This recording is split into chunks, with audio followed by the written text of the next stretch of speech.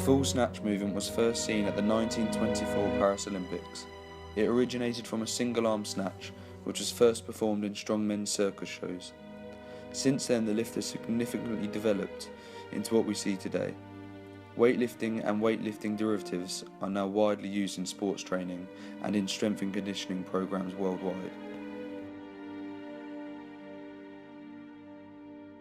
It has been popularised because of its usefulness in developing power and strength, mainly because of the need to develop high speed under high load. Studies have shown that the dynamic style weightlifting significantly improves vertical jump performance as opposed to squatting alone.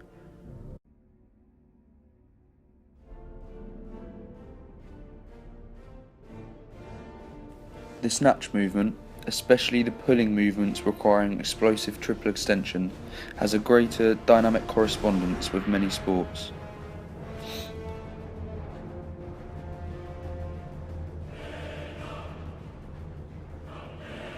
Such as track and field sports, as its application to sprinting and jumping makes it virtually applicable to every sport.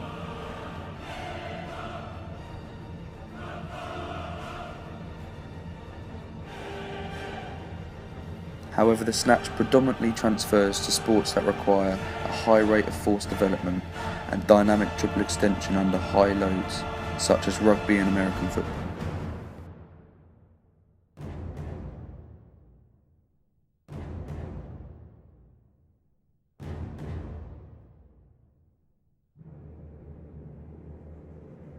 Before any sort of activity is taking place, make sure that you are wearing the correct weightlifting clothing, preferably tight-fitted clothing and weightlifting shoes.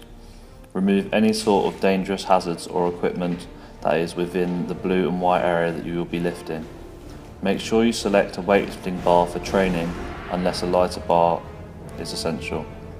You also want to check that all the weights are stacked correctly within your gym. One of the most important safety considerations is being able to bail correctly. The most common bails happen at the bottom of each catch phase of the snatch when the bar is overhead. It is important within the backwards bail that as you lose control of the bar and its force is pulling your shoulders back, that you try to keep your arms fully extended to help maximise the radius of the falling bar, creating a safer space. It is very important, as you are lowering the bar whilst jumping forward, that you have a loose grip so that it falls out of your hands and doesn't overextend your shoulders. When bailing forward, you must remember to push the bar forward, extending at the elbow as much as possible while jumping backwards, keeping your chest up and looking directly in front of you.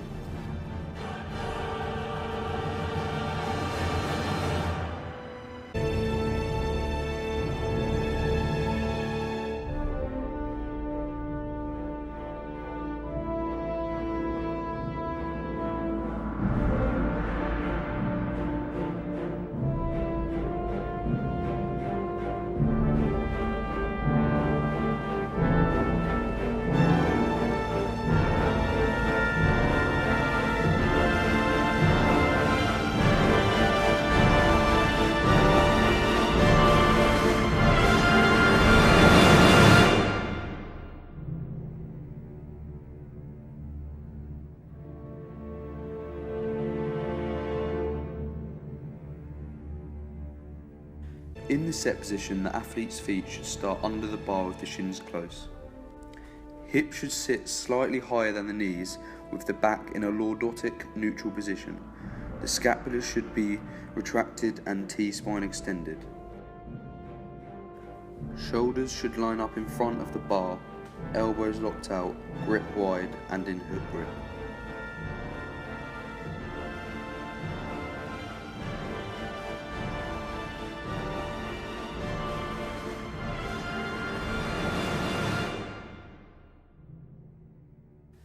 Common errors. Here we see Andy in his set-up position.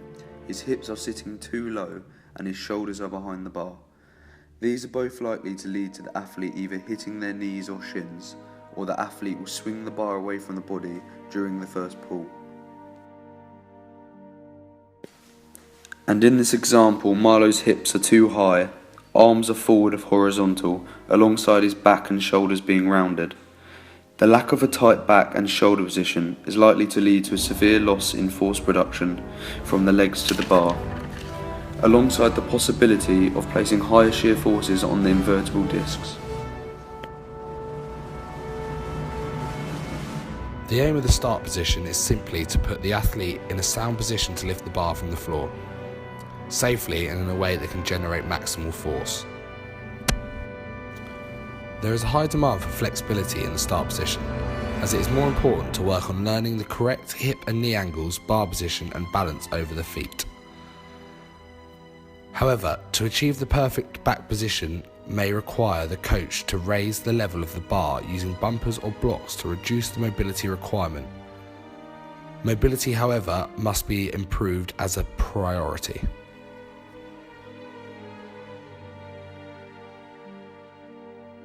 During the first pull, the athlete should aim to start shifting their weight to the rear of the feet. Knees finish vertically, achieved by producing a posterior knee drive whilst maintaining straight back and chest position.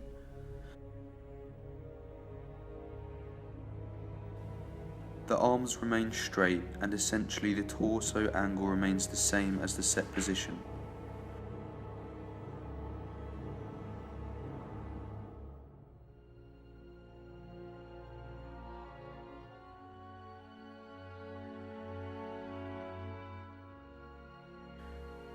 Common errors.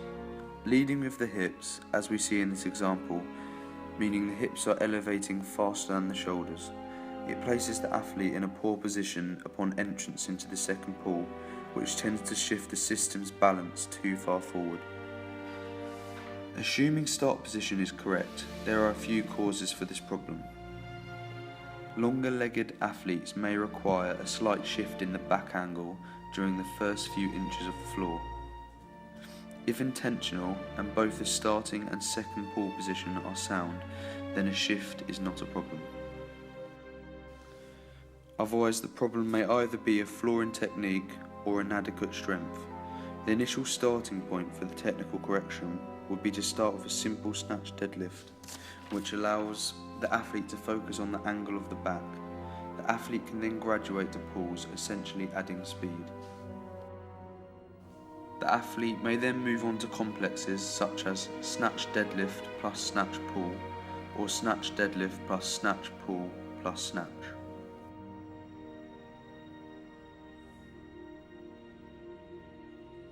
If the problem is inadequate strength, correction will require more time. Emphasis should be put on position-specific strength, such as snatch deadlift, halting deadlifts, and just working on the first pull range with a pause at the top. The initiation of the pull from the floor should be smooth and deliberate. There should be no abrupt shift from slack to tension in the body, but instead more of a gradual increase in tension until the force separates the bar from the platform. Note that gradual doesn't mean particularly slow. We don't want to spend any more time under tension than necessary because we want to minimise fatigue. This approach to breaking the bar from the floor will ensure the maintenance of the positioning and balance established in the start. An abrupt jerk of the bar from the platform will often lead to unwanted shifts in weight distribution across the feet and alterations in hip and shoulder positions, creating unnecessarily difficult controlling the path of the bar throughout the lift. Such a jerk from the floor will also create a momentary slack in the system as the body attempts to catch up with the bar, typically resulting in a slower and more difficult movement overall.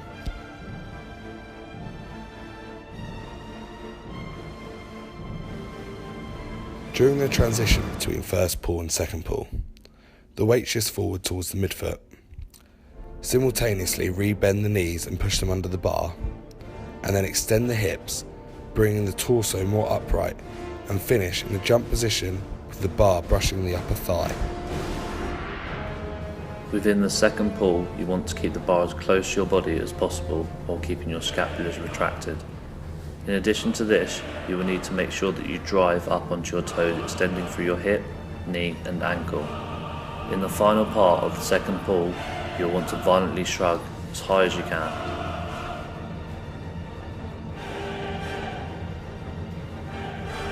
In this video, we see Mylo not able to fully complete his triple extension. The downfalls of this are obvious. The athlete is reducing the amount of force they are producing through the whole movement. The bar would not pull as high. Also, the bar would have to swing out round the body, causing the athlete to be pulled forward. Early arm bend is extremely common with new lifters, particularly strong ones. It is the tendency to bend the arms prematurely before reaching full triple extension. This greatly limits the potential acceleration of the bar through the absorption of a portion of the legs and hips power. Early arm bend can be as a result of grip being too tight on the bar. The athlete can simply be cued to aim to keep the grip as relaxed as possible. This is often used as a strategy when lifters are trying to get under the bar too early. The athlete needs to focus on finalising the extension of the body upwards.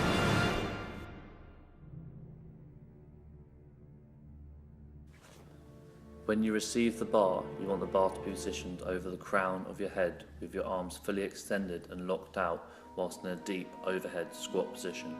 From the transition of the second pull into the catch, you want to land your feet in a slightly wider stance to allow for more depth. Here the weight should be distributed towards the back of your foot, allowing you to be stable in the bottom position of the overhead squat and help you drive through the concentric phase.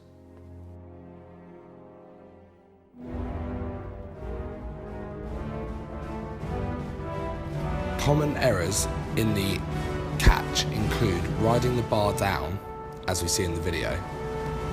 Although this can mainly be seen as a technical issue fixed with cueing, the athlete could have underlying strength issues, which can be fixed by increasing their exposure to overhead squat movements, including snatch balance and drop snatch, in which a high catch is encouraged. More commonly seen, however, are poor overhead positions and poor squat positions, either fixed technically or physically. Technically, overhead squat positions can be drilled with the snatch grip press, snatch grip push press, overhead squat, and SOTS press. Squat position can be improved by utilising the overhead squat and balance variations, along with the SOTS press. Physical lack of mobility can be fixed with the focus on the athlete's mobility and physical therapy. In the deep overhead position, ankle dorsiflexion and hip mobility requirements are extremely large. Therefore, the athlete should focus on warming up these areas thoroughly.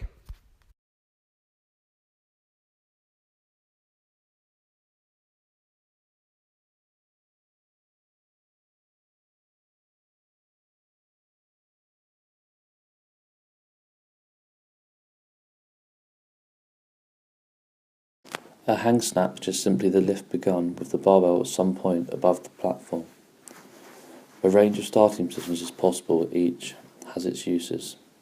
In general, hang without any qualifier refers to a position in which the barbell is just above the knees. High hang involves a bar position just a few inches below the tall position. Mid hang will place the barbell at mid-thigh level. Hang knee will place the bar right in front of the knees, and hang shin will place the barbell just off the floor, but below the knees. The muscle snatch begins like the classic lift and then mimics the movement of the upper body during the third pull of the according lift. For example, the athlete pulling him or herself under the bar without any actual movement under the bar. The exercise is identical to the lift until the end of the second pull, at which time the lifter continues bringing the bar up to its overhead or rack position without rebending the knees. The muscle snatch is an excellent developer of strength, timing and positioning for the turnover of the third pull or catch position. The power snatch is technically identical to the snatch. The sole difference is the height at which the bar is received. A lift qualifies as a power variation if the bar is received and stopped with the thighs above horizontal. If the bar is received with the thighs above horizontal, but the athlete fails to arrest the descent quickly enough and the thighs pass below horizontal, the attempt is not a power lift, no matter how high the initial receipt is. This variation is often preferable for non-weightlifter athletes because it focuses on the aggressive hip and knee extension element, demands less weightlifting specific flexibility, and uses loads that maximize power production by allowing greater speed. That said, athletes who learn the classic versions of the snatch invariably perform the power versions with greater proficiency.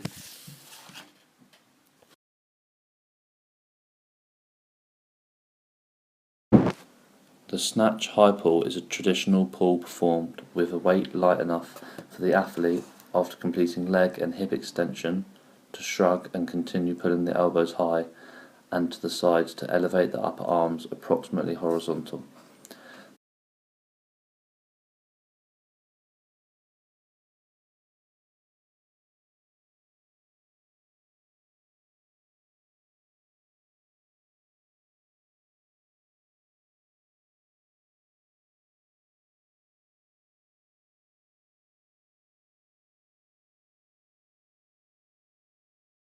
Snatch deadlifts are simply deadlifts performed with the same starting position and posture as the associated classic lift. The exercises are performed at a speed comparable to conventional deadlift, and no shrug or drive onto the balls of the feet will occur. The bar should be returned under control to the floor to maximize the opportunity to develop positional strength. This is an excellent time to focus on forceful back extension. The pull down or high pull down is a variation of the pull or high pull in which the athlete, after fully extending the legs and hips, transitions the feet to the receiving position and pulls his or her body down toward the bar. This is a technically difficult exercise, and even many lifters who are proficient in the snatch will have trouble performing these correctly. The key is maintaining upright torso and forcing the elbows to the sides and up, maintaining proximity of the barbell and the body without reaching the body towards the bar. The transition between extension and pulling down must be extremely aggressive and have the same speed we'll see in the actual classic lift.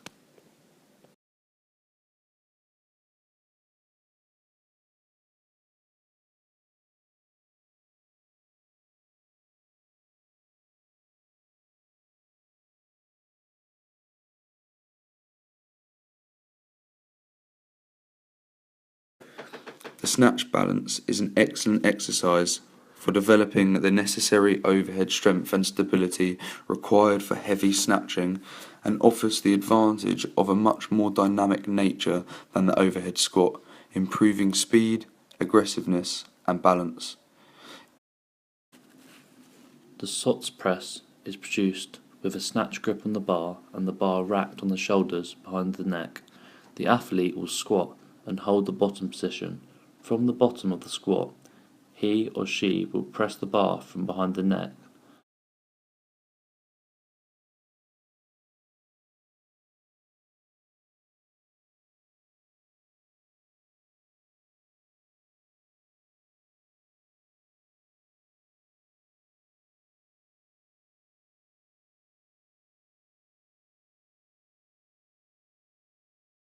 Athletes can nearly invariably lift more weight with the snatch push press than the push press because of its more solid platform of the back, the straight bar path, and the shorter range of motion as well.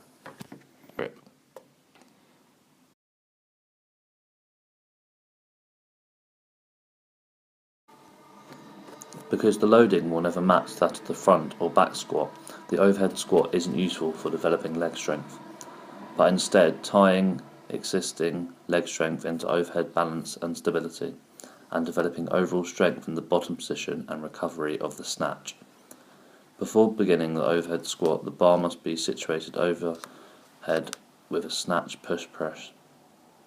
Some choose to push press with a typical jerk or pulling foot placement and move the feet to squat width once the bar is overhead. Others prefer push pressing with the feet already in the squat stance. As the weight increases, the latter methods become more appealing.